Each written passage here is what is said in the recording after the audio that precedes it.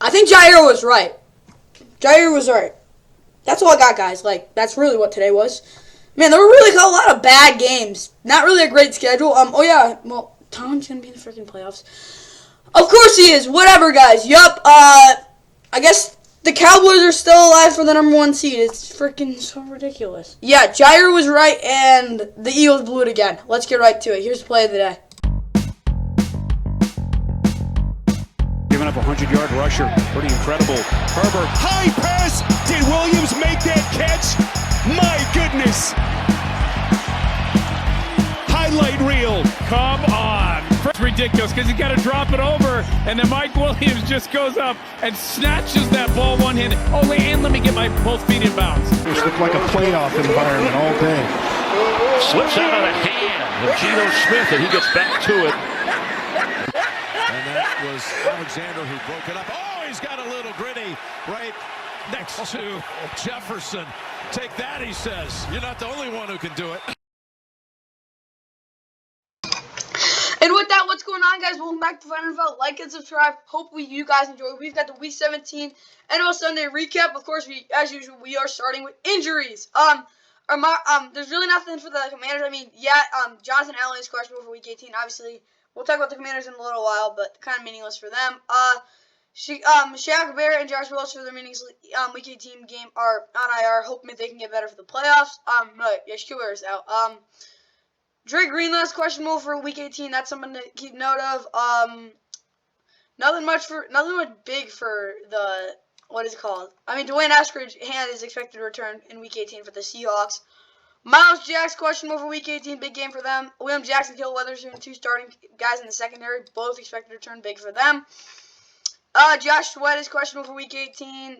That's kind of really it. Brett Toth POP guess he's expected to return. Nothing much for the Jets. I mean, neck for Leonard Williams. He probably won't play anyway, but whatever. Ryan Ramczyk, he is questionable for Week 18. Meaningless game, obviously, there. Keep going up. Nothing really much for the Vikings. I mean, Irv Smith is expected to return. That's good. He's their backup tight end. PUP, Byron Jones is expected to return. Teddy Bridgewater is questionable for Week 18. Trey Flowers is expected to return as well. Nothing for the Raiders and Rams. I mean, Rashawn Slater could return for the Chargers in the playoffs. That's what I've gotten there. Dustin Hopkins might return Week 18, but they got Cameron Dicker, so I really don't know what's up there. Joe Tooney, Sky Moore, of course, they're going for the number 1 pick. Number 1 seed. They're both questionable. That's a little concerning. And then for the Jags, Shaquille Griffin is expected to return in Week 18. Huge for them. Of course, they play on Saturday. Nothing really much. Keep going up. Typical Laley is questionable for Week 18. Of course, a good depth guy. Charles Harris, defensive end, is expected to return big there. How about Vitae is also expected to return. Julian O'Core expected to return. Tommy Kramer expected to return. So a lot of depth and starting players there for the Lions. Nothing much for the Broncos really. Lucas Beer expected to return. That's kind of a Kingston, same thing. Keep going up. Joe Haig for the is on IR. He's expected to return, and Jack McConnell is questionable. Andre Anthony is out, so yeah, for the Bears, they're obviously done, but yeah, that's there. Tevin Jenkins is also questionable in Week 18 for the Bears. Nothing much for the Ravens because they've got a big game. Well, it could be a big game or it could be meaningless. Casey Hayward is expected to return Week 18 for Atlanta. Keep going up, nothing really much there as we keep going. Robbie Anderson is questionable for Week 18. Taylor Williams is expected to return Week 18 though. Keep going up. Anthony Gibson's questionable here on Monday. Danico Autry's questionable. So Derrick Henry. Monty F. Simmons. Nicholas Petit-Frere. Christian Fulton. Dylan Cole. All these guys are starting guys. They're very, very important. I guarantee they will be playing unless it's really bad. We keep going up. Niners. Jimmy G is out for Week 18 as expected. Debo, questionable. Big game for them. Keep going. Nothing really much for the Seahawks or the Steelers. I mean, James Pierre is questionable. He's in concussion protocol. Jalen Hurts, Devontae Maddox, Lane Johnson, all questionable, except Lane Johnson's out. He might come back in the playoffs, so you really don't know there. Adoree Jackson is questionable for Week 18. I wouldn't expect him to play. Marcus May is questionable as well. He got injured in that game against who the heck did they play? Who do the Saints play on Sunday? Oh, yeah, Eagles. What the heck? Devontae Parker is in concussion protocol. That is not good. James Lynch for the, nose tackle for the Vikings is out, and same with left tackle, right tackle, Ryan O'Neal. Xavier Howard's questionable. Tua's questionable. Eric Fisher's questionable. Bradley Chubb's questionable. And Teron Armstead. Four very important starters for the Dolphins are all questionable. Rams, they've got guys hurt. I mean, Rob Havenstein is questionable, but that's really it. L'Jarius Sneed's questionable. Of course, took that huge hit against this Cortland Sutton. You'll see that in the highlights. Derwin James in concussion protocol is questionable for Week 18. Basically meaningless for them. Nick Foles is out for Week 18. Yeah, Kenny Moore is questionable again there. Lions, Justin Jackson, running back, is questionable. Of course, their third-string running back there. He does get stats, though. LVE is questionable again. Same thing with Tony Pollard.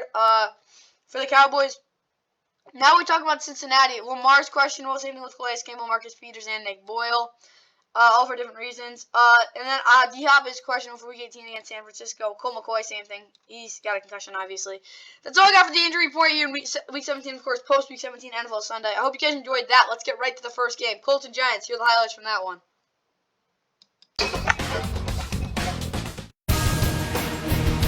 Welcome, everyone, to the Meadowlands, where there is a lot of excitement for their Giants, knowing a good time. Foles, big arm, going deep, and it is caught. Coughlin, a 23-yard field goal, try to take the first score of the game. Touchdown, Richie James. Here they come, Okereke. And here goes Jones. He's got the first down. Jones. Touchdown. 6 defensive backs. Collins playing up front. It's Foles to the air. Intercepted by the aforementioned Collins. You can kiss him goodbye. Third down for him. There's Thibodeau. Thibodeau with the sack. Back at the 41. Giants. 36-yarder. And he misses. Jones 15-20, first play of the second half. He's got the wide receiver Darius Slate with a fumble on the play. Second down, 5. Jones again. Now here he goes. He can see the pylon. Touchdown. Ellinger.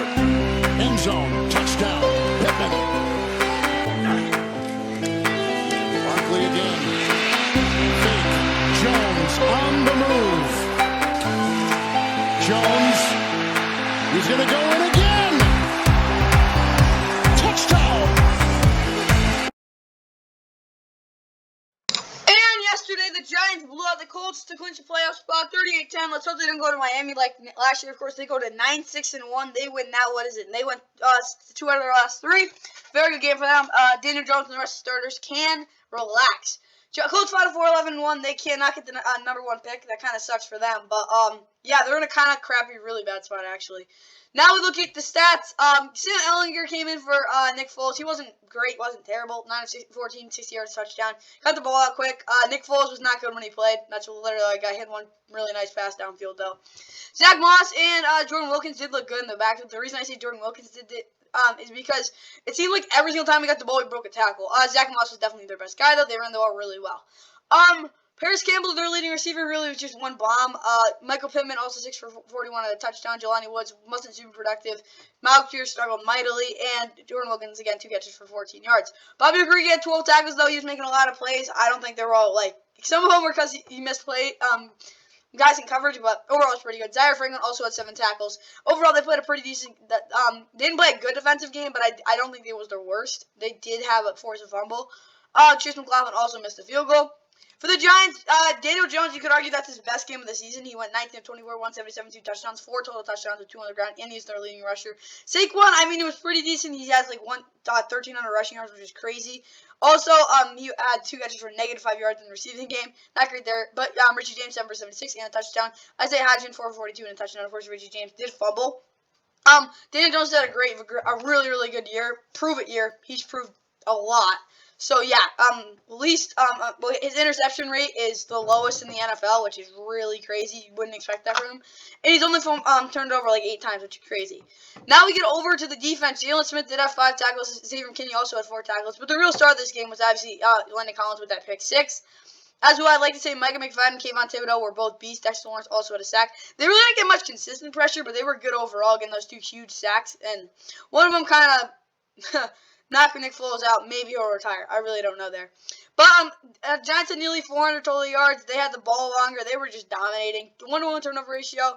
I will say their offensive line was better, though, with Ben Bredesen back. That's a huge boost for them.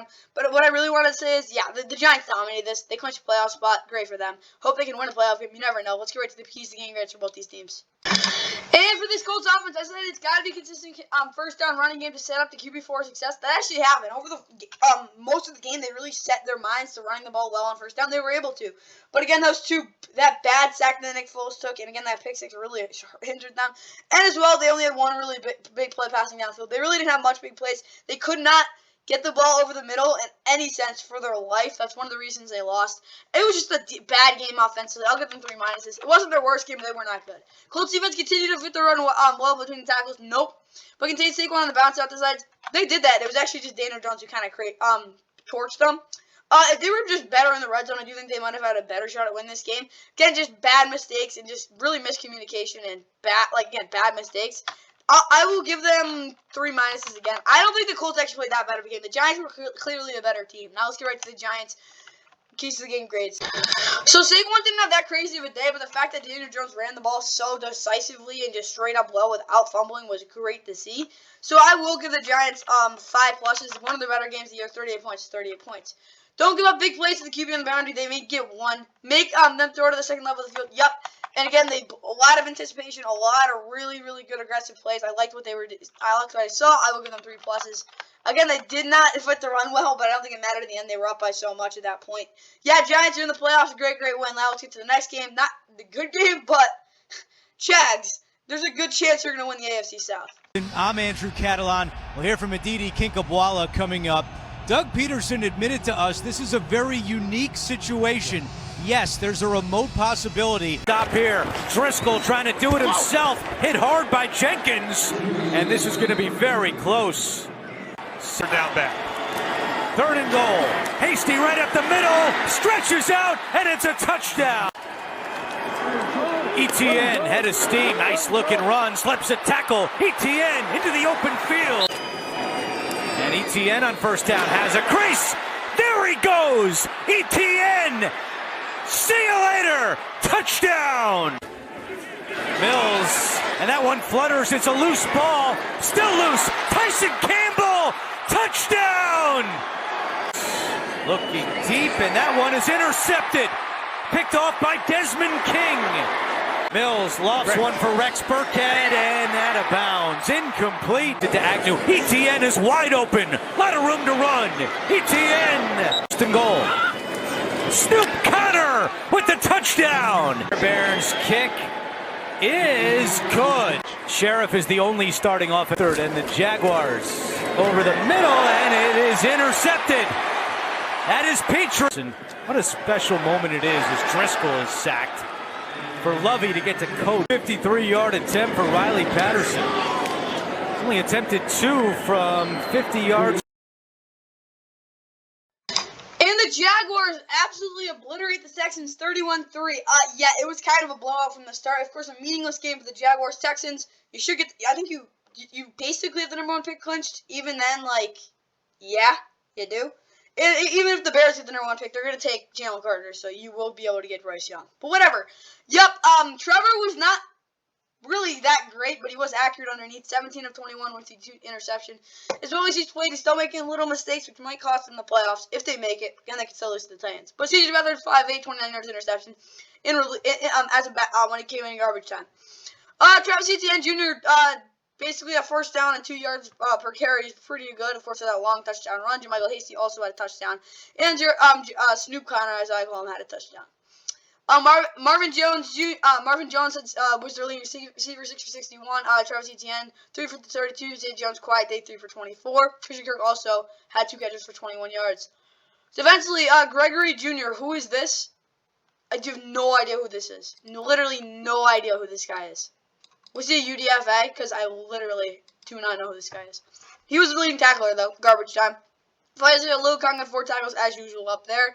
Josh Allen, Tavon Chase, and both had sacks. They didn't really do a ton defensively. They just didn't really give up much at all in terms of, like, well, passing lanes based mostly. But against the run, they were really, really, really disciplined, which is kind of the reason they didn't get really much more than 4 yards per carry.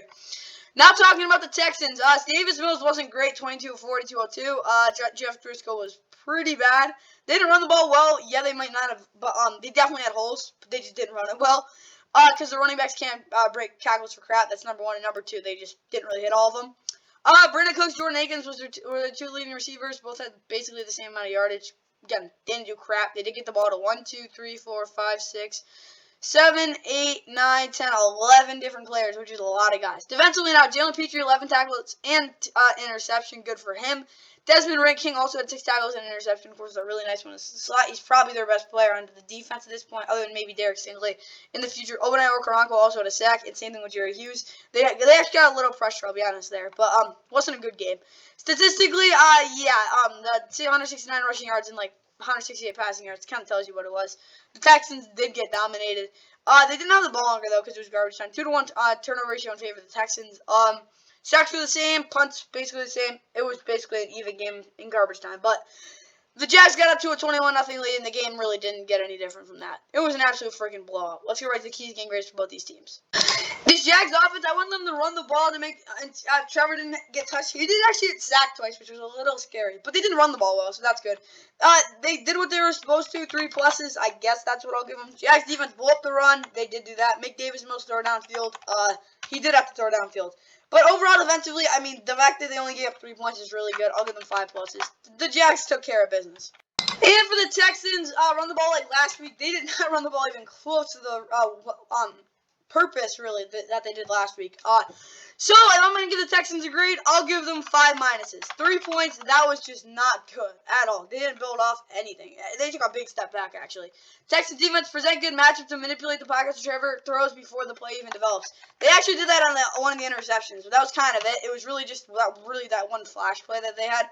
They did have another nice sack, though. They were able to make Trevor throw it quick, which he didn't, so that led to the sack. But, yeah, Texans defense overall, I'll give them, 3 minuses. You can't give them that many big runs and expect to win. Broncos Chiefs, here are the highlights. To Kansas City, and Happy New Year to you. Greg Gumbel along with Adam Archuleta. A.J. Ross will be joining us in just a moment. Arch, the Chiefs not only up against a division foe, but one team. Hail. What the? And that one comes right back to him. Midfield, 45 and out of bounds. Pacheco to the 3. Pushing forward to the end zone. Did he get there? Touchdown. A little messed up on the play, and here running with the football is Tommy Townsend. Is as good as it gets. On 3rd and 1.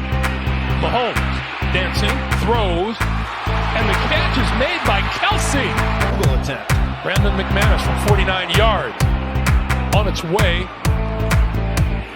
Mahomes on the move, throws, completes it on the sideline. That's Kadarius Toney. Mahomes out of trouble, throwing, end zone, intercepted by Justin Simmons. Changing direction and brought down, loose ball. Denver says they have it from the 16-yard line. Going outside is Wilson to the end zone for the touchdown. On 2nd and goal. McKinnon to the end zone. Tutley finds a wide open receiver right there. And finally over midfield, and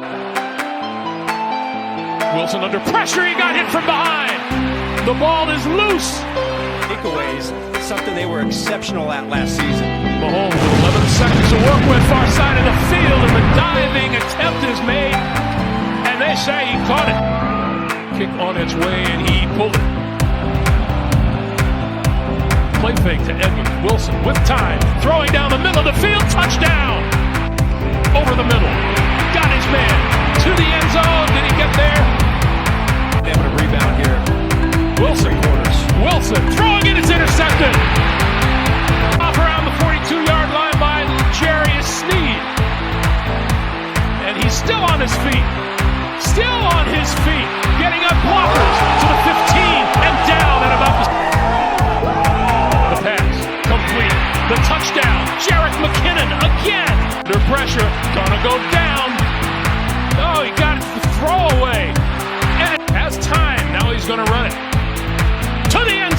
touchdown. Yeah, that pass is complete to Kelsey. And in Kansas City, the Chiefs knocked out the Broncos 27-24. It was not pretty, but they did come out and win. I don't like the last time they played. Russ actually probably his best game of the season, 26-38, 2 touchdown interception. He also ran for 2 touchdowns from Reed Hopkins, pretty cool play. They actually ran the ball pretty well. I don't think they did enough though. I hope we can prove that. I don't know. Maybe his career's not over as a starting tight end. Really don't know there. 345 touchdowns. Robinson also 44. He really struggled getting open against Ladarius. He kind of opened up after that. Jerry Jeudy 7 for 38 was their leading guy in terms of catches and just targets in general. Defensively, Kareem Jackson wasn't good at all. Like a lot of the big plays were because of him, but he did have 6 tackles. Where's Justin Simmons? I think he's probably the best safety in the NFL. Had a big interception. Really good. Brandon McManus also had a field goal.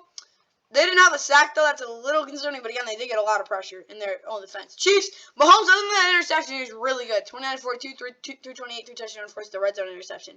They didn't run the ball well at all. I don't think their offensive line did anything but not block, which was pretty bad.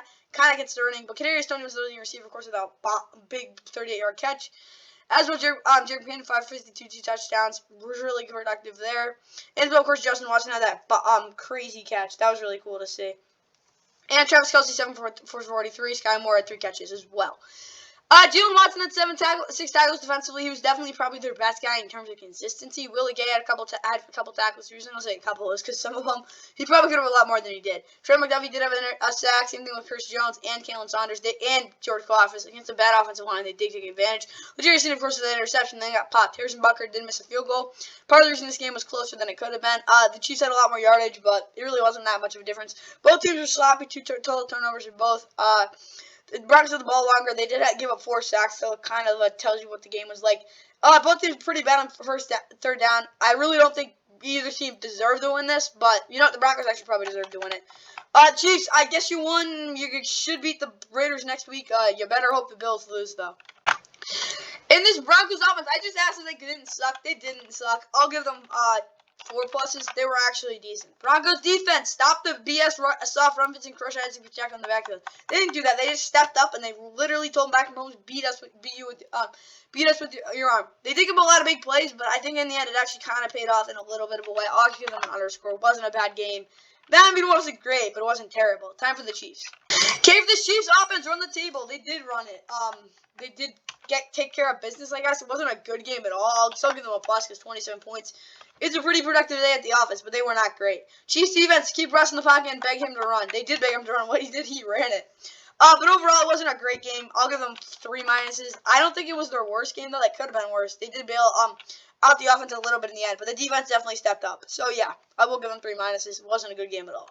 Okay, Browns Commanders, here are the highlights from this disaster of a football game. Yeah, it starts with Nick Chubb, just an unfair combination of power and speed. And then on the other side of the football, Brian Robinson has become... Well, he's following McLaurin, and that's the direction that Wentz is looking. And there's Denzel Ward looking for the pick. This from 37 for the rookie out of LSU. And 40, and it's going to be a stop. Robinson. A lot of Nick Chubb early in this game, and a lot of Nick Chubb yards early in this game. Another good cut play, though, for Watson, and he is stopped. He chips on Garrett. Wentz, deep shot. Underthrown ball, and it's another Carson Wentz interception. Watson, under pressure. Somehow still on his feet. He got away from Obata again. Chase Young went diving at him, couldn't bring him down. Obata trying to get him again. Watson finally gets. Here's the 20th play of the drive. It is Robinson. And fighting ahead, he's going to be marked short play of this drive. Trying to get the last half yard. It's Wentz lunging. 96 yards later, Washington is finally in. 6-year man out of Miami, Njoku. Quick toss, Cooper, there he is, didn't drop that one, and slip past the defender, and escape Ridgeway, and finds Peoples-Jones, and Donovan Peoples-Jones is in for a touchdown. He knifes that through. Markfeld is here, but fake it to Chubb, and now Watson takes off. That's a good play design, a good call. Kevin Stefanski. Reset on the push with a little help from the backside. With pressure, opening up Watson to find Amari Cooper, and Cooper sneaks in for the touchdown. Here comes the pressure. Wentz delivers. What a catch! Wentz, deep ball. Dotson in double coverage. Grant Delpit has. So before we get into the fact that the Browns, they did beat the Commanders as I did expect, 24-10. Deshaun Watson averaged 9.4 yards per carry. He looked really good on yards per attempt. Adjusted yards, I think, was like 9.1. But yeah, it was really good. He had a really good game. He could be back soon. He's playing a lot better than he was earlier in the season. But more importantly, the Browns won 24-10, a bounce back when Commanders are now eliminated from the playoffs. We'll get to that later. They fall to 7-8-1. I guess they're decent. I really don't know what else to say. That was a really bad loss. Deshaun Watson, 50% completion, but again, 4 yards per attempt. Not adjusted though. 169 yards as well and 3 touchdowns. Pretty good. Best game of his year for sure. Nick Chubb was really good. Deshaun Watson also was pretty explosive. He broke a lot of sacks. Kind of bailed his offense out overall though. Amari Cooper 2 touchdowns. Didn't really catch anything downfield, but it was pretty good there. Also had a touchdown. Johnson had 6 tackles, 20 fields. Myles Garrett also had combined 9 tackles, and Myles Garrett also had 1.5 sacks. Chase Winovich also had a sack. Taylor Bryan also had a half sack getting in there. 3 total interceptions. Grant Delpit was a beast. Really good game. I would say he did get burned on one play. That was kind of really good issue with him there. K-Dirk also hit a 37-yarder. Big hit there. And Carson Wentz was god-awful. 16 of 28, 143, 2 interceptions.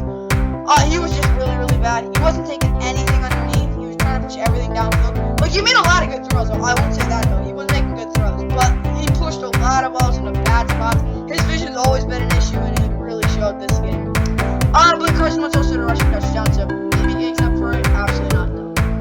Logan Thomas was the leader receiver, 6 for 56. Finally had a good game. John Dodson, 2 for 37. Why is he giving the ball more? I really don't know.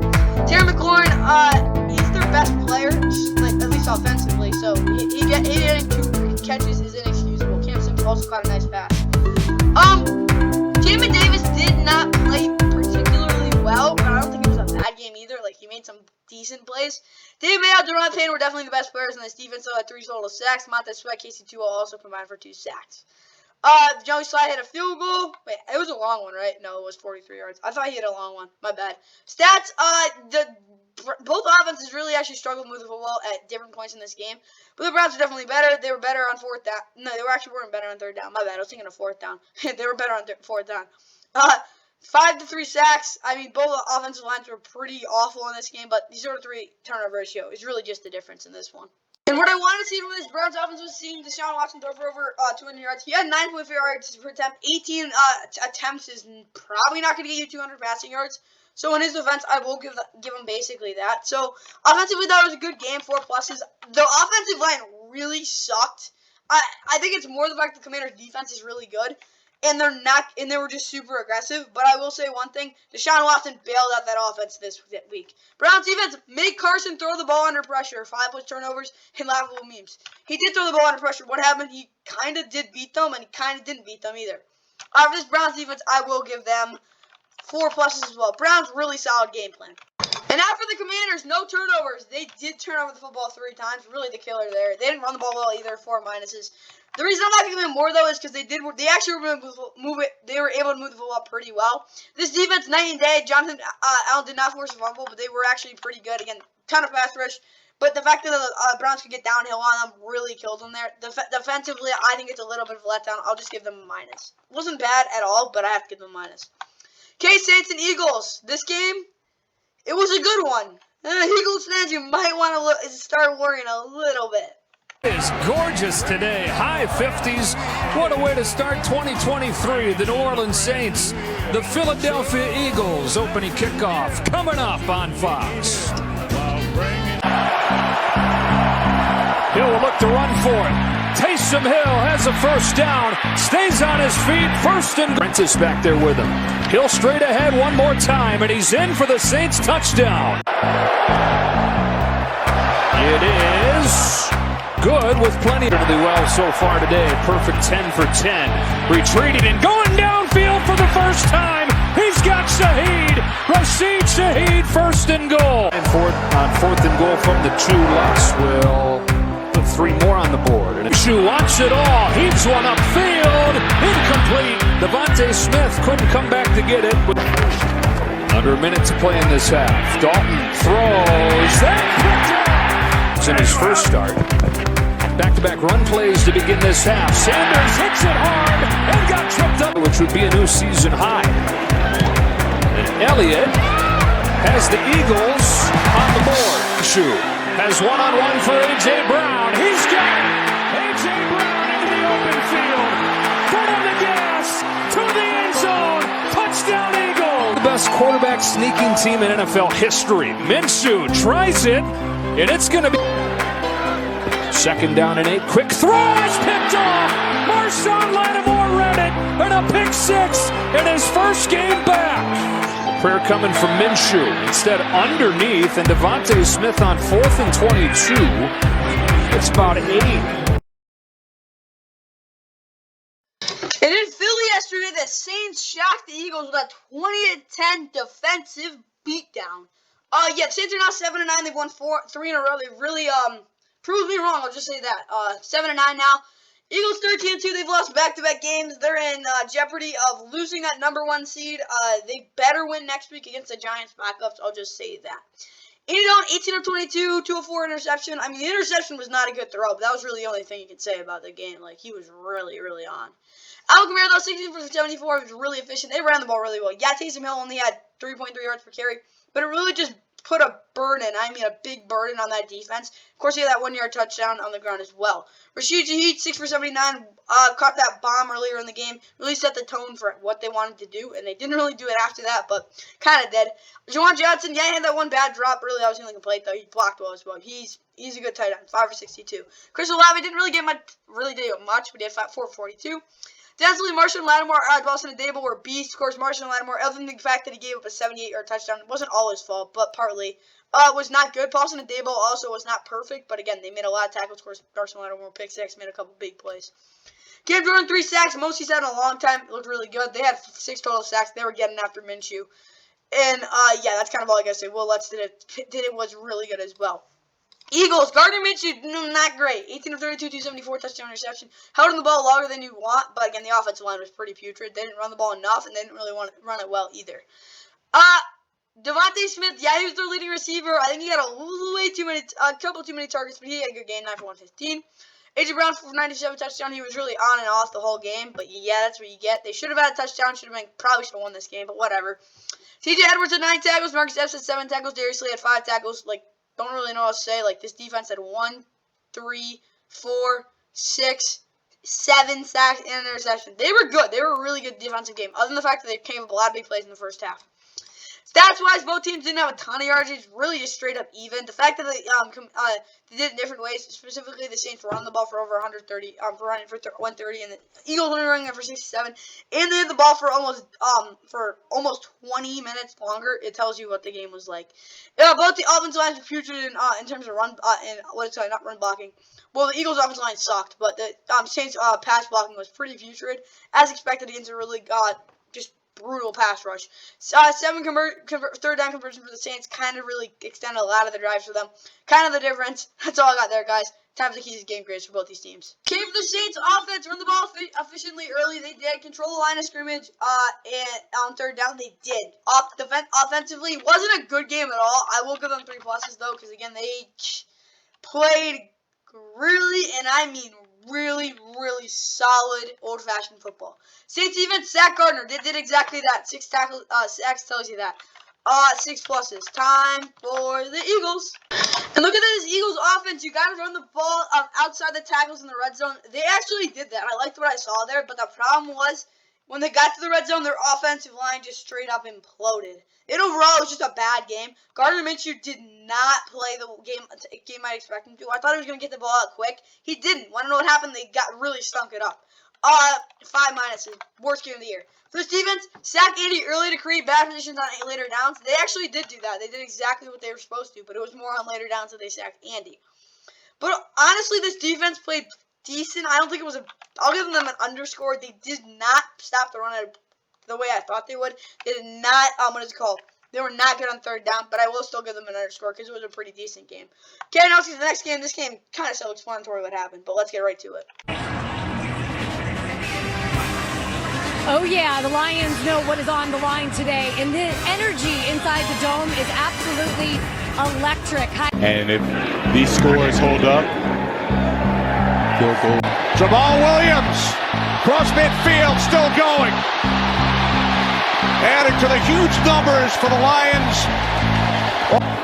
Lions weren't as good, didn't get a lot of credit. It's Swift to the end zone. Another touchdown. Second to. There's Jamal Williams. There it is. Number 15 on the season. The Lions keep it on the ground on 3rd and 18. And Swift will pick up a Detroit first down. Fields looking. And now he throws. And it is picked off by Aiden Hutchins earlier this season. From 23 to Stuff in the run. Fields already sacked 4 times. Hit from behind, ball comes loose. 9, Goff throws, caught, and taken in for a touchdown. Second today. On first down on the toss, it is Swift. Inside the 5, end zone, touchdown. First quarter, it might need a little rest. 23-yard attempt. 3rd down and 4. Fields under pressure, takes off, picks up the first down across midfield, still going. Justin Fields inside the 20. Goff throws, caught, touchdown. Bronco. Goff with plenty of time, throws to the end zone into double coverage. Fields looks to throw. He does. Wide open is Komet, and he takes it in. Doing a good job. Komet took the snap, tosses it back, and Fields picks up a first down and more. All right, in Detroit yesterday, the Lions blew the doors off the Bears 41-10. They just scored a lot of points. That's kind of what you get. And the fact that the Bears got shut out after the first quarter kind of tells you why they got their absolute rear ends kicked. Justin Fields, first quarter he played well. After that, didn't really run the ball well. He had like 108 yards in the first quarter rushing. He was just terrible. I mean, terrible when he threw the football. Like 37% completion. The just god-awful interception to Aiden Hutchinson. Terrible game by Justin Fields. Not good whatsoever. But they did run the ball well. Like, I guess that's what you get there.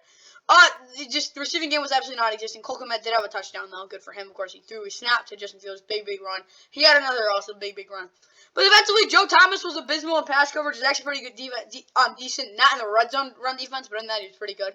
But yeah, overall, he sucked. Jaquan Brisker, really just making the only guy who's actually making tackles in the open field.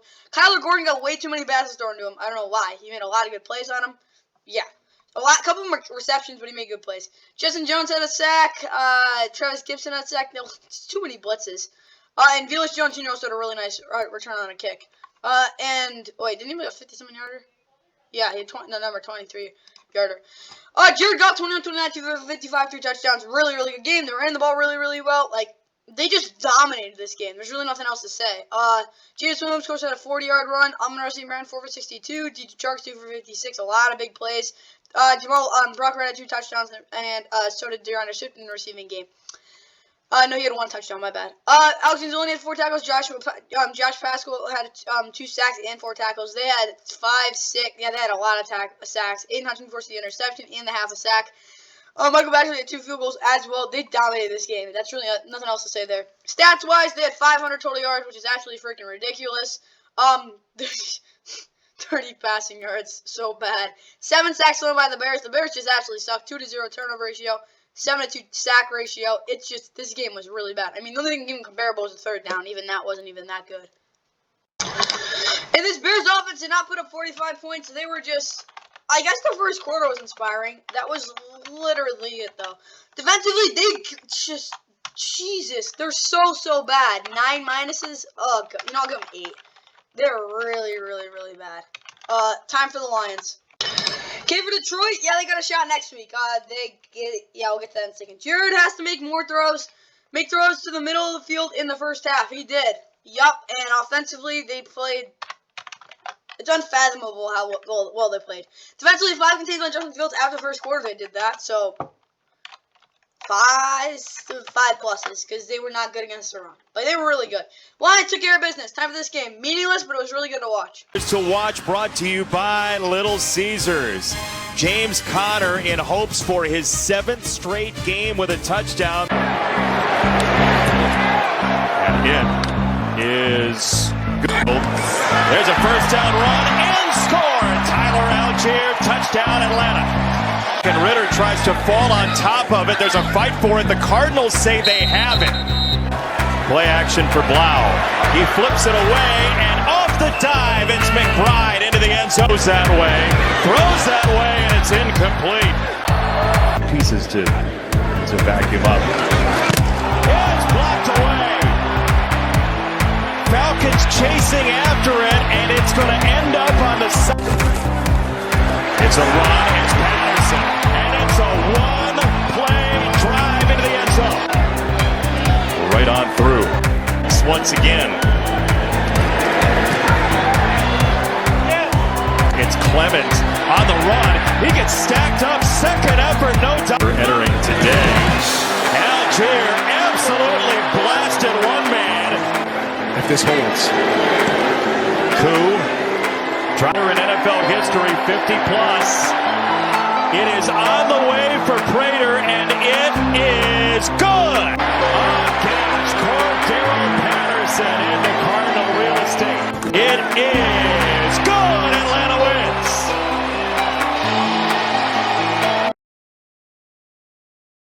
And from Atlanta on Sunday, which was yesterday, the Cardinals lost. Yeah, that's what happened. The Falcons were out of 6-10, bounced back win after, what is it now, 3 straight losses?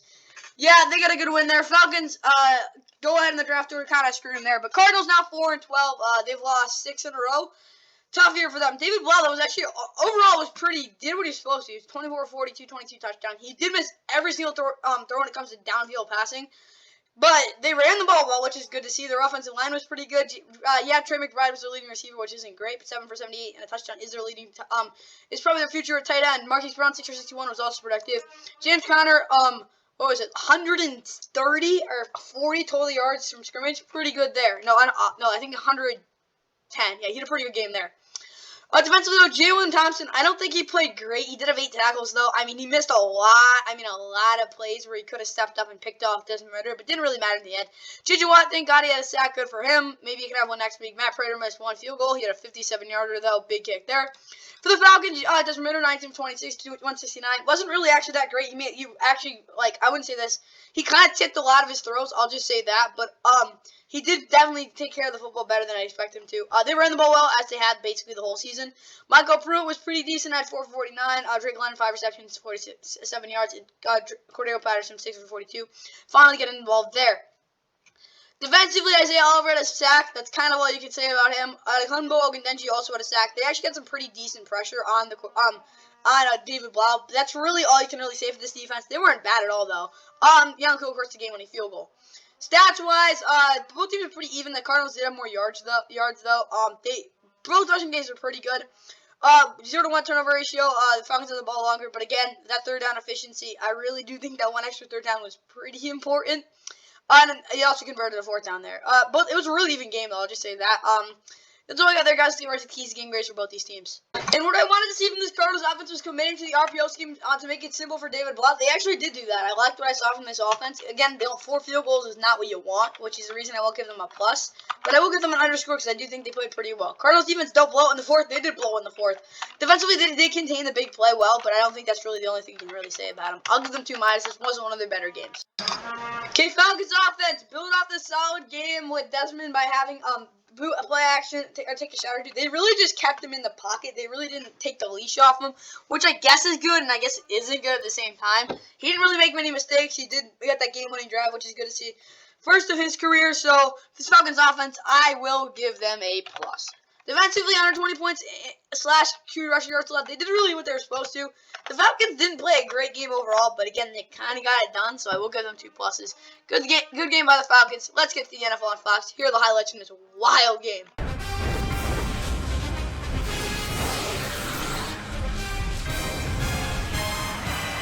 Happy New Year from Tampa, Florida, and a huge game in this NFC South with the division on the line, and the Panthers here to take on the Buccaneers. Stands in, delivers, end zone, it's caught for the touchdown.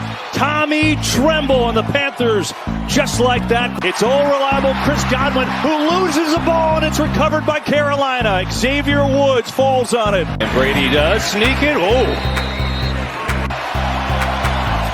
4th and 3, blitz coming, Darnold gets rid of it. More, did he hold on?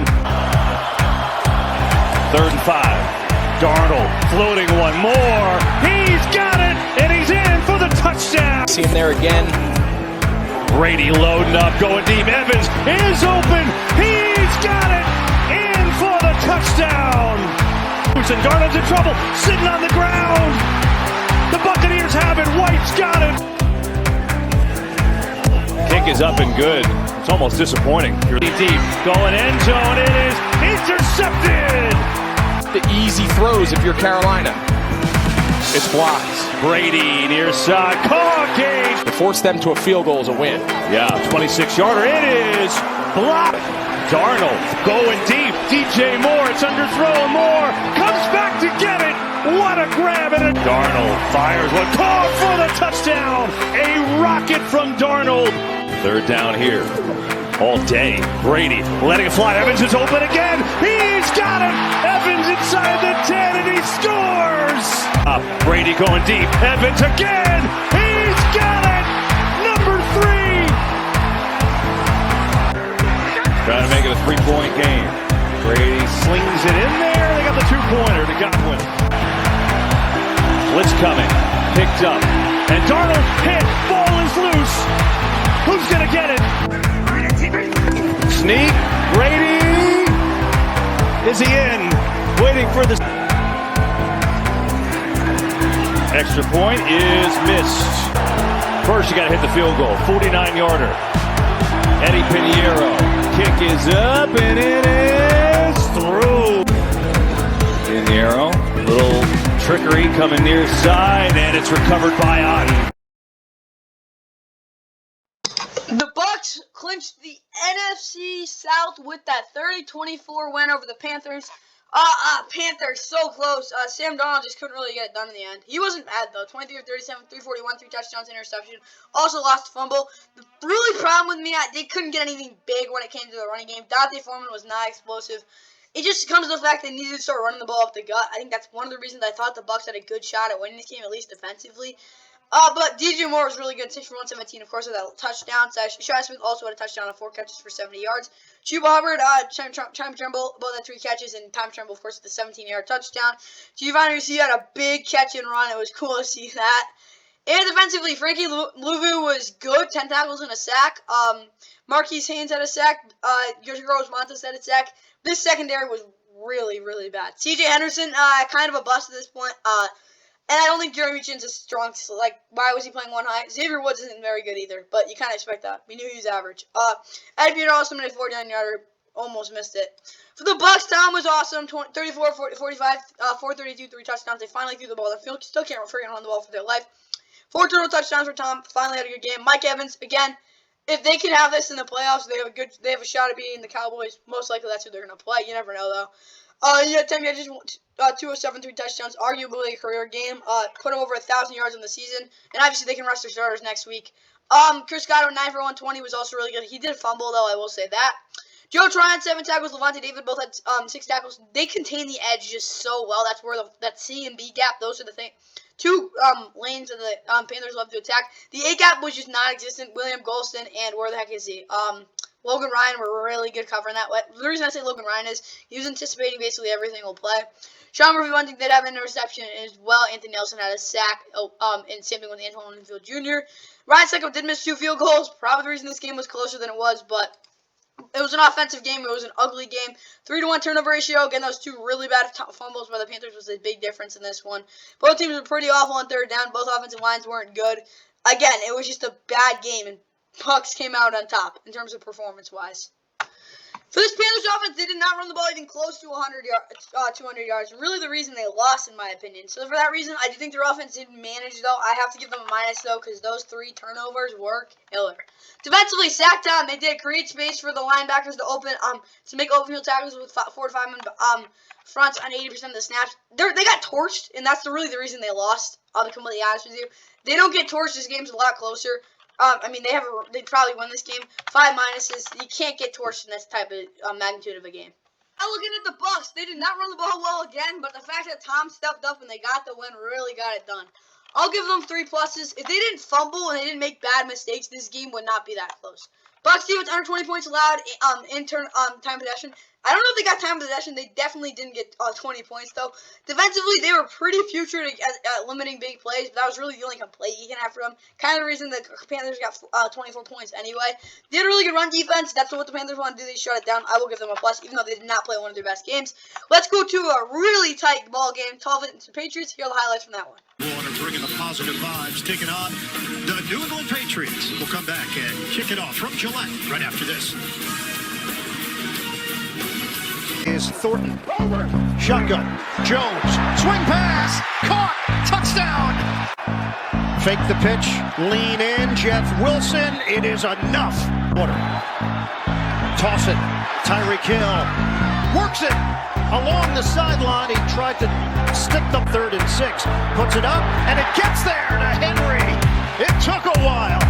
The lead. Sanders corkscrew, no good. Water trying to keep it, flips it, touchdown! He hits Mostert. 5. Jones takes a shot downfield, and he's got Thornton. First down, and his kick is good. Guns it, intercepted, picked up by Kyle Duggar. Works the sideline, stutter step move from Duggar, and he's in. Touchdown, Patriots! With more rhyme to get it there. And he rushes on the way. His pass is deflected and intercepted. Jonathan about doing it. A shift.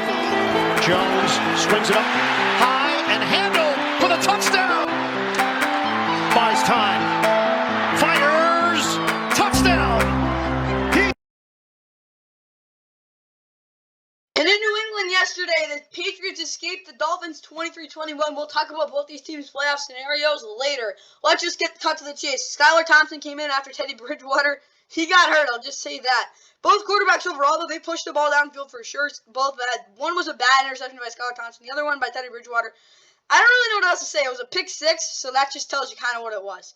But they didn't run the ball well at all. Their offensive line is not what it should be. I'll just put it that way. Tyreek Hill did have a rushing touchdown, though. Raheem Mostert, their leading receiver, kind of tells you what type of game this was. Tyreek Hill struggled a lot getting open. Jalen Waddle had really one nice catch. Other than that, he didn't do anything. Mike Gesicki did have a touchdown, though, and same thing with Raheem Mostert. He was probably their best guy offensively.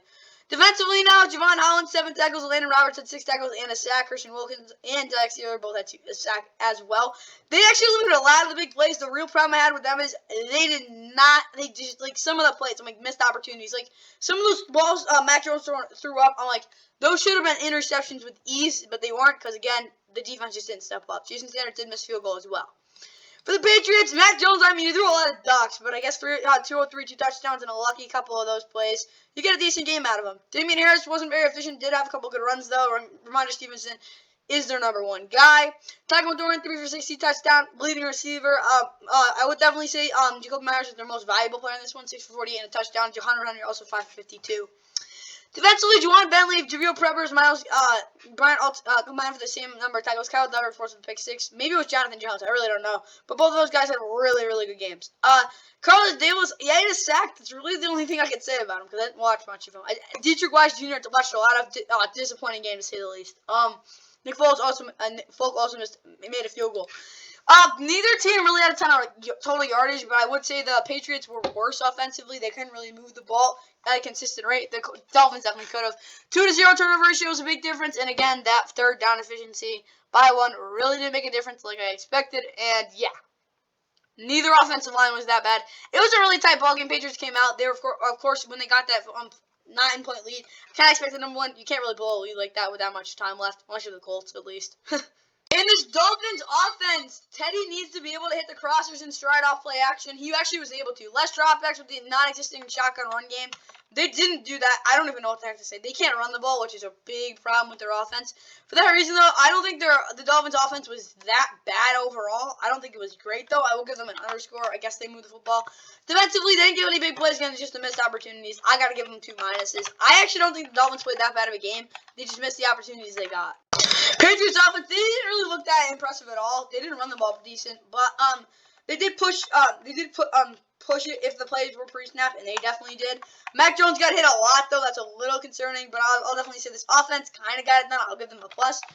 The Patriots defense did shut down Tyreek and Jalen. They did not, just in the end, again, some of those plays, I'm like, you got to be able to make plays that they weren't able to. A couple big ones as well, but the defense was absolutely not the problem. I'll give them 4 pluses.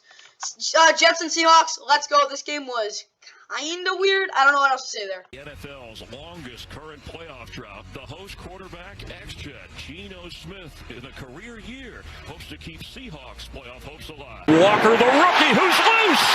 Walker across midfield, and down the sideline he goes. It floats one for the end zone. Catch made. It's a Seahawks touchdown. Kobe Parkinson throws and intercepted at the 10-yard line. Quadre Diggs. 25-yard field goal try.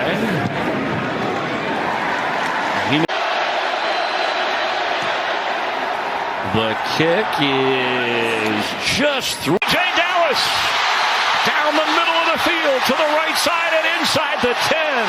First and goal. Geno Smith throws, caught, falling across the goal line. And that is a Seahawks touch earlier from this same distance. This kick. 4th down for White. Throws off the hands of White, winds up, and he's hit from behind. The ball is out. It's ruled a fumble. No, second most all time. Within his reach. Gets it away, but it's off the mark. Smith keeps and leaps. 31-yard try. And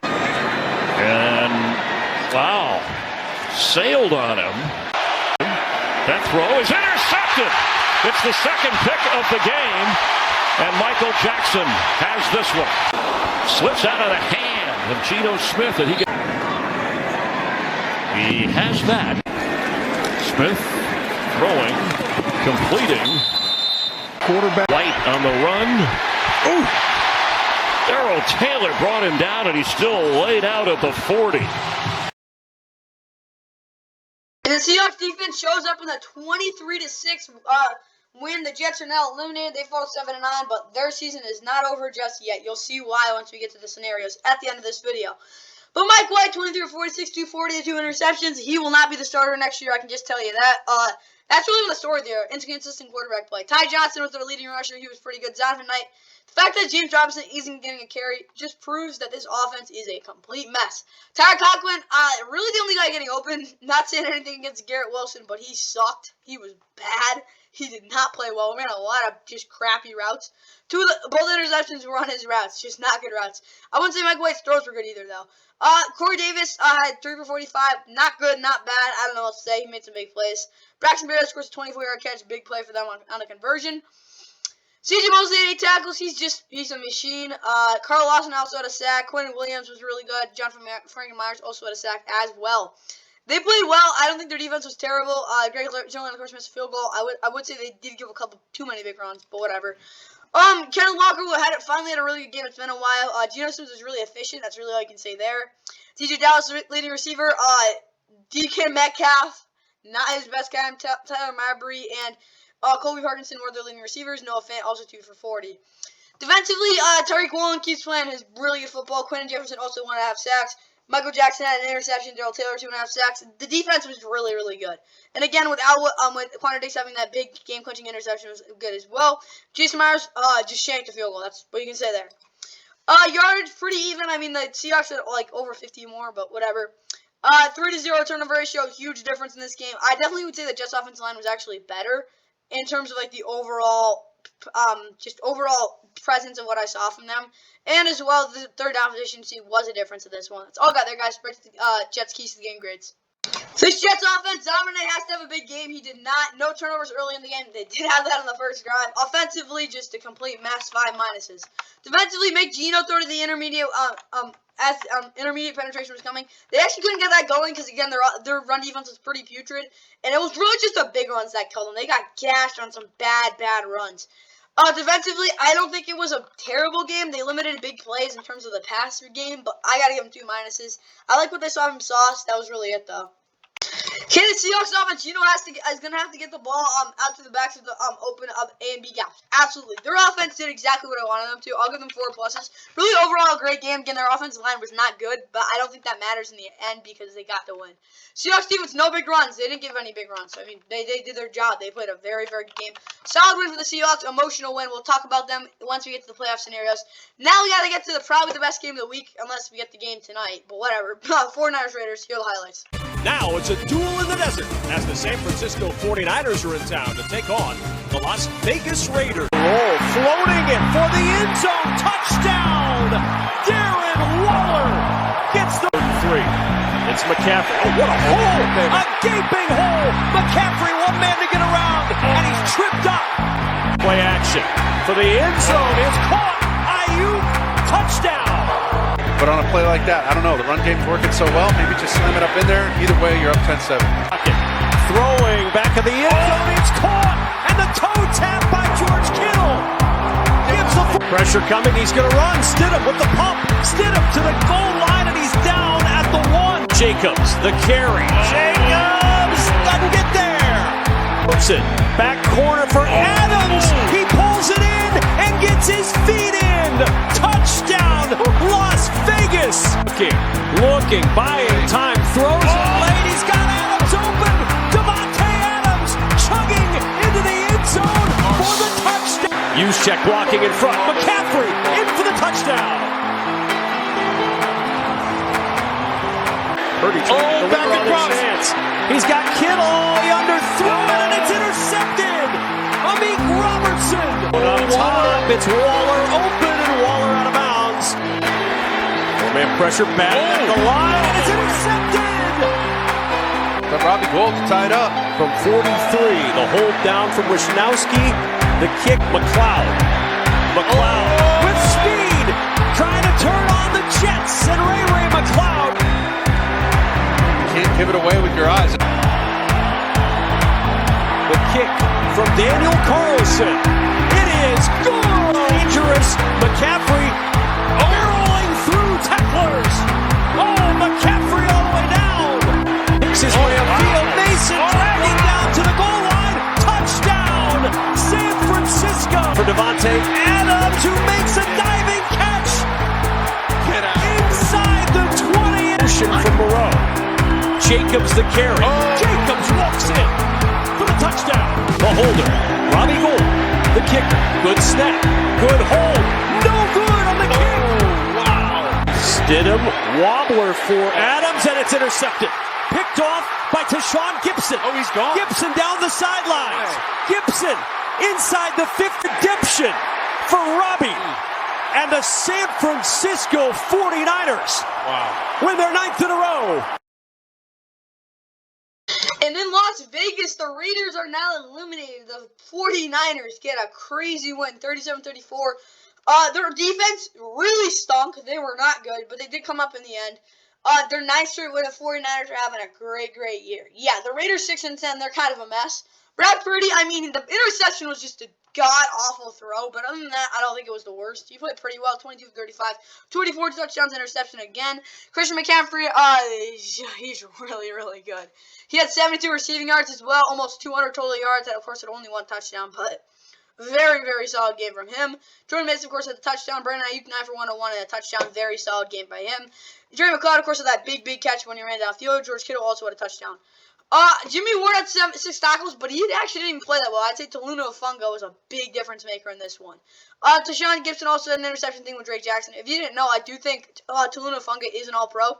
He's having a heck of a year. Very, very, very, very, very, very solid tackler. That's really what he got him here. Yeah, I get his coverages can be really wacky at times, but he is in very, very good year. Robbie Gould, of course, missed the go-ahead field goal, game winner, and then he made the game winner. So, yeah, redemption for Robbie. For the Raiders, Jarrett Stidham, 23 of 34, 365 touchdowns, 2 interceptions. I would have told you he would have thrown for 100 yards and 4 interceptions at the beginning of this week. I was just shocked when he did this. But one of the interceptions was not his fault. A lot of his passes got tipped because, again, he has a slower release, like a lot of these backup quarterbacks, but he was really good. Josh Jacobs, not very efficient, but he did have a touchdown. Devontae, 7 for 153, 2 touchdowns. Now has like 1,400 freaking receiving yards. It's crazy. Darren Waller is the big play tight end. He did have a touchdown. And as well, Hunter Renfrow blocked well. Duran Harmon had 8 tackles. Harvey Lange had 7 tackles. Nate Hobbs, 6 tackles. Luke Masterman, 3 tackles. Interception by Amik Robertson. Defensively, really just fundamentally, they were not good schematically. They were not good. But the talent did get them to the end of the game. I'll just say that. Stats, about 500 yards by the Raiders is not good by the 49ers. But, hey, it happened. 1 to 2 turnover ratio is a big difference as well on neither offensive. You could argue this is the best offensive line play you've seen all season. I would not argue with that at all. Third down efficiency, 10 to 4 of 8. Kind of a difference, kind of not of a difference. But 49ers were a lot better in terms of the fact that they limited the amount of exposure their quarterbacks got to just straight up dropping back and having to throw. That's really kind of the reason they won. But it was a great, great game. This 49er offense was far from perfect, but Brock has the sense of urgency on third down, really helped them. And they did keep drives alive in the red zone. For that reason, I will give them 4 pluses. They weren't perfect, though. Defensively, Josh did not run wild, but they did not double Devontae and Jarrett Stidham. Yep, him. He lit them up. Not a good game defensively. 4 minuses for sure. You know, I'll give them, I'll keep them at 4. Time for the Raiders. Raiders offense, Jared has to stay within the confines of the offense. He definitely did. They did run the ball pretty well. He did actually get the ball in the receiving game a couple of times, like the lights out there. Other than the turnovers, I think the Raiders had a really good offensive game. Raiders even contained CMC and eliminate Kittle. They did eliminate Kittle, basically. They did not contain CMC, though. Part of the reason they lost, I'll give them 3 minuses. Raiders overall actually played a better game than the 49ers. Just the fact that the couple just unfortunate turnovers were really the difference. So I got here, now let's get to the Battle of LA. 7-degree New Year's Day from Southern California. We welcome you to the NFL on CBS. Today, 2 teams that share this city. FC North standings, just a wild finish to the NFL as the playoff picture starts to materialize. This is Akers breaking free. Akers still going. Excellent for the Rams, especially on those long field goals this season. This is a chip shot from 23. Eckler through a seam. Eckler. Looking to throw on the run, up the far side, it's caught. Just a magical pass by Mayfield, and it's Van Jefferson. Eckler finding a seam, showing the wheels. To the 20, Eckler. Mayfield, here's Brown on his first take. Brown, touchdown. Rusher, pretty incredible. Herbert, high pass. Did Williams make that catch? Some of the injuries that they've had to contend with. Everett, touchdown! Is Denver, buck 18, and boy, he's followed that up. Boy, what a blitz pickup by Akers there. Mayfield dropping a dime. Touchdowns. Football is loose. Who's got it? Kyle Van Noy jarred it loose. Herbert, end zone, touchdown! And in the Battle of LA, the Chargers knock off the Rams 31-10. I mean, it was close at halftime, but after that, the Chargers just pulled away. Rams went to 5-11, Chargers 10-6. I'll just say this, they're now at the 5 seed. They definitely want to stay in that spot. But whatever. Baker was just, there was really no rhythm, being completely honest with you. But overall, I think he was okay. Missed 2 big throws. That's kind of it, though.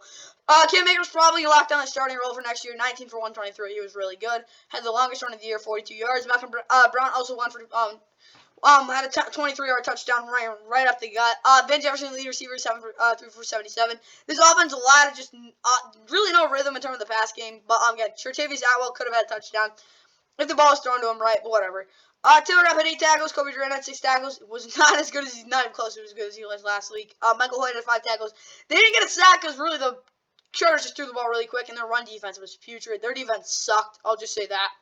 It could have been a lot more than that. But yeah, Justin Herbert was pretty much what he needed to do. 20 of 28, 212, 2 touchdowns. Chase Daniel also completed his 3 attempts. Austin Eckler, you average over a first down yard per carry. The Rams haven't played this bad in terms of their run defense since that Week 4 game last year, so I'm not surprised they got their butts kicked. But Michael Williams, 7 for 94, and Keenan Allen, 5 for 60. Those were their leading receivers. DeAndre Carter, not DeAndre Carter. Gerald Everett and Donald Parham both had receiving touchdowns. Drew Tranquil, 6 tackles. Hassan Jr. had 4 tackles. Morgan Fox also had a sack. Same with Sebastian Joseph Day and Kyle Van Noy. Defensively, they played a pretty good game. I gotta say, they definitely had a solid game plan, but their run defense was not great. But the fact their offense scored 31 points kind of helped them out. Yeah, the Chargers had a lot more yardage, but the Rams definitely were a better run game in terms of consistency. I'll tell you the 72 yards came on 1 carry. That never should have happened if you didn't have Taylor Rapp back there, but that kind of was the difference. 1-0 turnover ratio. Both teams weren't really that bad. The Chargers' offensive line was just phenomenal. That's all I got there, guys. Chargers were also very, very good on 3rd down. Right to the keys game grades for both these teams.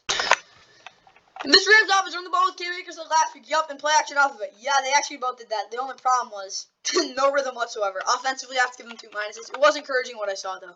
Rams defense, be aggressive, but stay disappointed up front. To make sure the big plays aren't a factor. That was a big problem with them. Too many big plays. The run defense was putrid.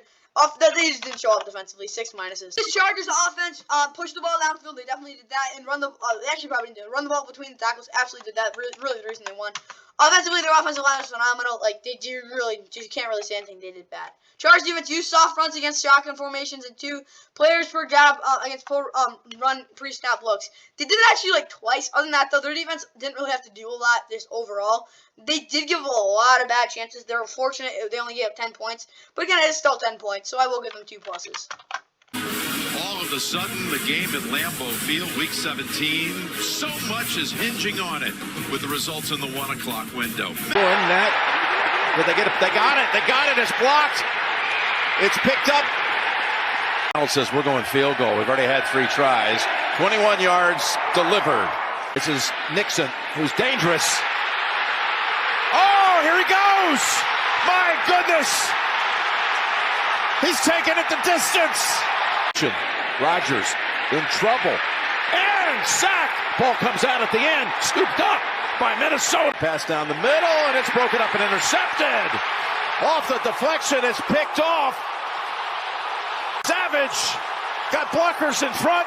Only Cousins is down there. He won't get him.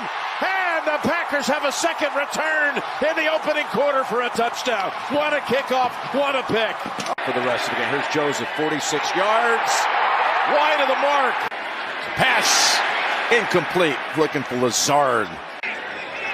26 yards. And that kick is good. Oh, that ball may have been tipped. It was, and Amos has it. He's out of bounds at the 4. And Jones taken off into the secondary.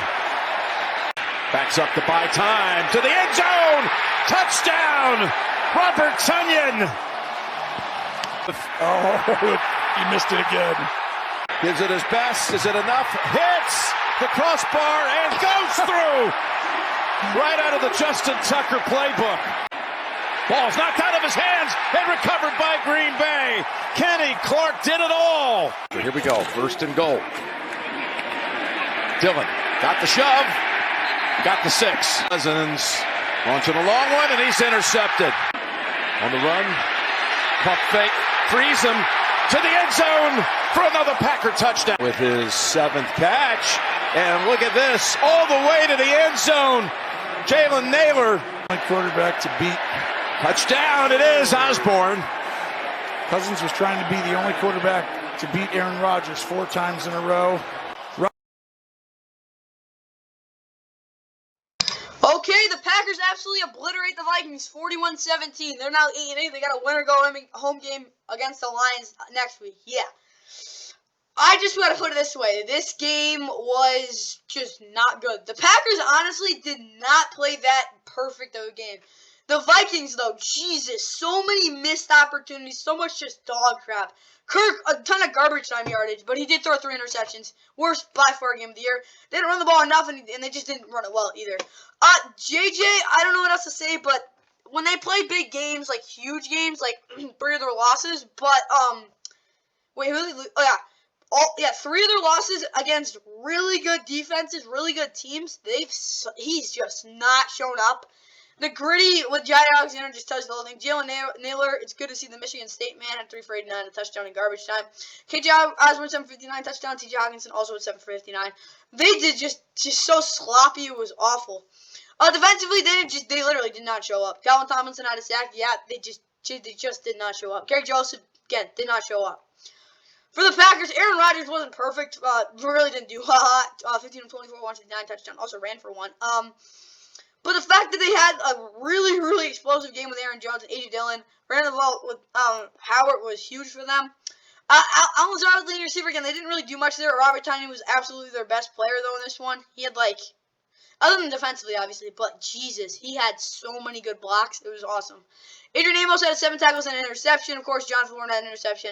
Darryl Savage was the one that was brought back for a touchdown, pick 6. Kenny Clark had a sack. Jair Alexander was out there and making a lot of good plays. Very, very good player there.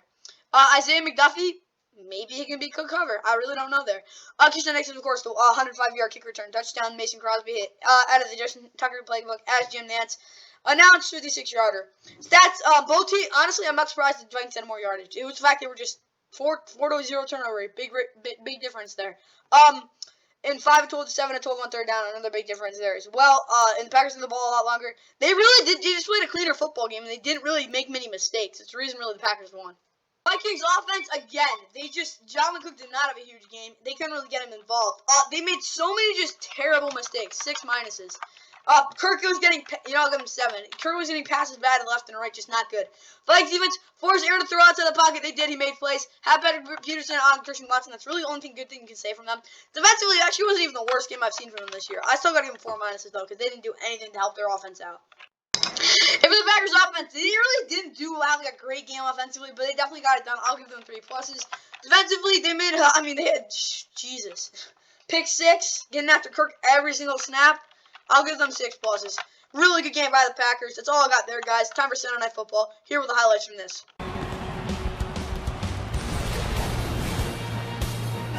A mild 50-degree first night of 2023 on the historic Inner Harbor in Baltimore, Maryland. Yeah, little jet sweep action. Warren down the sideline, inside the 20, to the 10. Warren out of bounds. They'll get a 1 from 30. And it squares the game. Boswell, they've used 3 kickers this year. Had a groin injury. It's his 4th game back. Chippy from 21. First point 3, they're going to throw. And Pickett in the middle, broken up. Chuck Clark. Just half his field goals from this length. Just got that off. And it hit the upright. And Huntley will throw towards the end zone. Touchdown. Isaiah Likely. Perfect. Right from 48. This one from 51. Drifting, but in. For the first down. And on the move is Deontay Johnson down the sideline. Into the red zone at the 15-yard line. That high brought down, kick perfect. 3rd and 12. Huntley tries to get some. Incomplete. Likely could not hang. He'll throw it down the middle of the field for Sims, who caught it at the 21-yard line. Steven Sims. Pressured. Throws on the run. Caught by Harris for a touchdown. Oh, what a play. And the Steelers take the lead. 38. Watson tries to rush inside. Huntley comes outside. Throws across his body. It is intercepted by Fitzpatrick. And on Sunday Night Football, the Steelers keep their playoff hopes and their Mike Tomlin non-losing record hopes alive. They knock off the Ravens 16-13 in an old AFC North showdown. Ironically, if the Bengals lose tonight, the Ravens still have a shot at winning the division. It's really dumb, but whatever. They're 10-6 now. Really bad loss. If they don't get Lamar back, I don't think they're winning a playoff game. They probably won't even win a game for the rest of the year. Kenny Pickett, 15 of 27, 168 touchdown. He's a QB of the future. I get his touch. His touch is still improving, I'll tell you that. His footwork, still improving. The guy can make throws, though, and he's winning games, drives, blah, blah, blah. Yeah, he's not making many big plays, throws downfield. I don't think that matters. He'll get better at it. But, yeah, he's winning games. Najee is 22 for 111. Good game there. Jalen Warren, really good. Their offensive line's really come on. It's nice to see. No one did much in the receiving game. Deontay Johnson just had a really tough year, and George Pickett's no big plays kind of lowers the numbers for Kenny Pickett, to say the least. Najee Harris did have had a touchdown as well, though, of course, go-ahead one.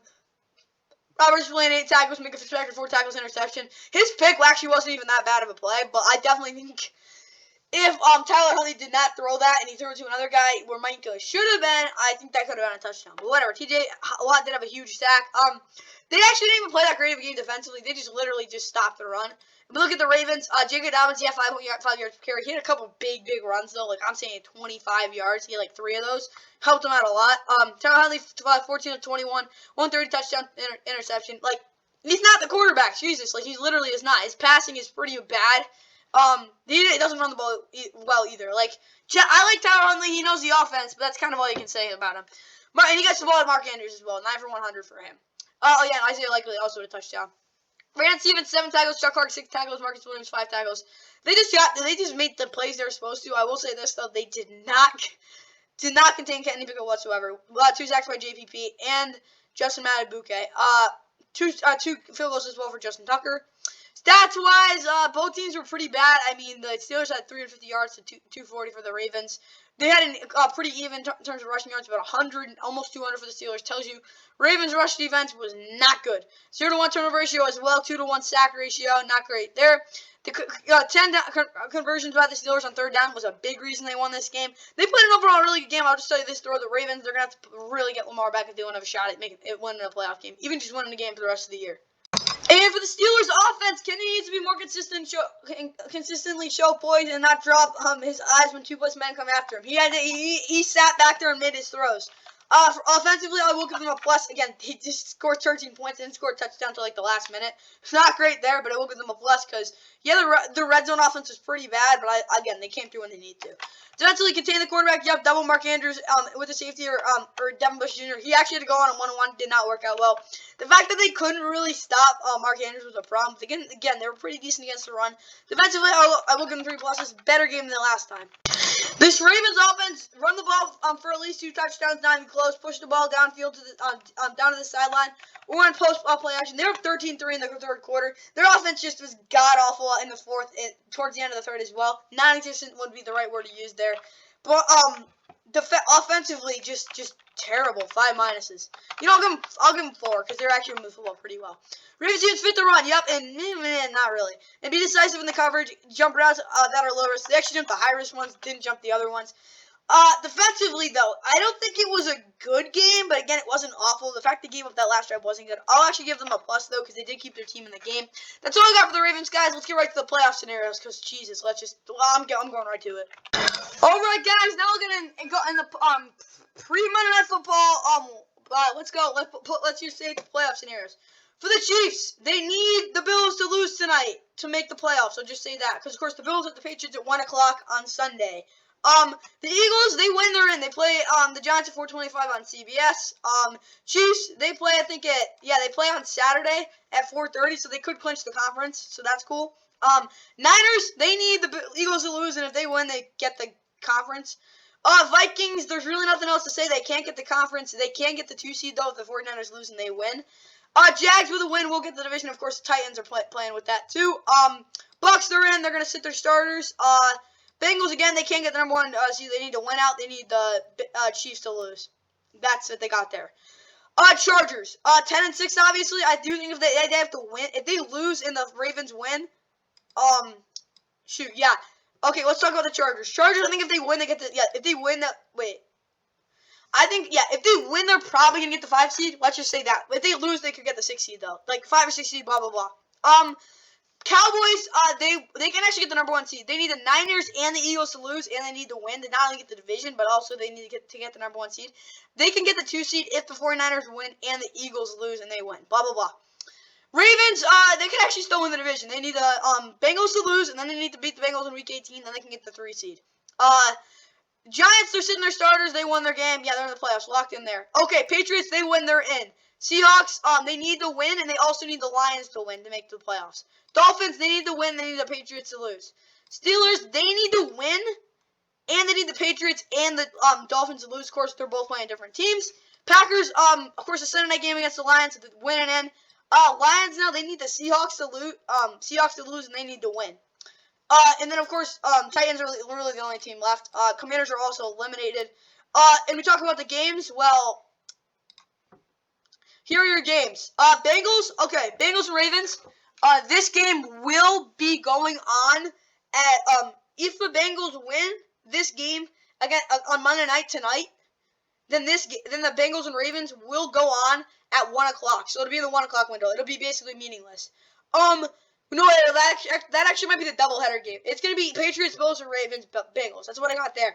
If the Bengals lose, Ravens, Bengals for the division will probably be the national game on CBS. Commanders, Cowboys, probably going to be America's game of the week on Fox. Tune into that. The Sunday nighter to close out the season, Lions, Packers. I think that happened a couple years ago, maybe 2017. That was a crazy game. Hope that happens again. Of course, Rams, Seahawks is important. But yeah, if the Seahawks win, the Lions are eliminated. So the Packers just need, they just want to knock the Packers. Wait. Yeah. They're eliminated. If the Seahawks beat the Rams at 425, the game for the Lions is technically meaningless, but it's not meaningless because they want the Packers to not make the playoffs. That's what I got there. But yeah, they're eliminated if the Seahawks win, so they're rooting for the Rams. And as well, the Packers, the Packers just need to win and they're in. But yeah, the Lions, Seahawks to lose, they need to win. What else? 49ers, yeah, they're on a 425. A couple meaningless games as well. Yeah, that's all I got for you guys. Hope you guys enjoyed this Week 17 NFL Sunday recap. Of course, Bengals, Bills. Huge game there. I'll get more on it for tomorrow. Of course, the Monday Night Football recap. Hope you guys enjoyed. It starts at 8:30. Of course, ESPN, ABC, ESPN Report Days, ESPN app, ESPN Plus, NFL Plus, blah blah blah blah blah. ESPN 2 as well. So all I got there, guys. Hope you guys enjoyed. That's all I got for this Monday, Week 17 NFL Sunday recap. Yeah, see you in the next one. Championship game. It's on the way. No good. He hooked it. And Georgia is going to survive.